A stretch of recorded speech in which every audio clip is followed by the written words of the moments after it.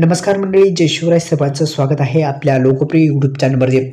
कालच शेतकऱ्यांच्या खात्यामध्ये PM किसान महासन्मान निधी योजनेचा हप्ता टाकण्यात आला.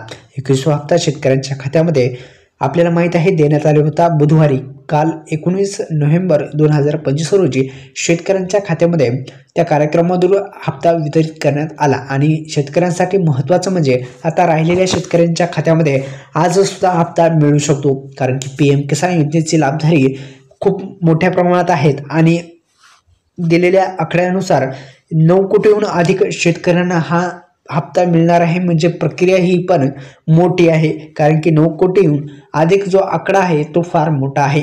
तर शेतकऱ्यांना हा हप्ता मिळणार आहे. बुधवारी जारी होणाऱ्या या हप्ता जारी करण्यात आला. आणि PM किसान योजनेचे लाभधारी तुम्ही असाल तर हा व्हिडिओ शेवटपर्यंत बघायचा आहे. या यूट्यूब चॅनलला सबस्क्राईब केलं नसेल तर सर्वांनी सबस्क्राईब पण करायचं आहे. एकंदरीत आपण जर पाहिलं तर ही मदत जी आहे ती शेतकऱ्यांच्या खात्यामध्ये DBT मार्फत देण्यात येत असते. आधार संलग्न बँकेमध्ये हे पैसे पडत असतात आणि DBT मार्फत थेट शेतकऱ्यांच्या खात्यामध्ये हे पैशाची रक्कम मिळत असते. आधार संलग्न बँकेमध्ये हे पैशाची रक्कम थेट पद्धतीने जमा करण्यात येत असतात. आणि आपल्या आधार कार्डला जी बँक लिंक असेल त्याच बँकेमध्ये हे पैशाचं वितरण करण्यात येत असतो. अशा पद्धतीने हप्त्याचं थेट वितरण होत असतं.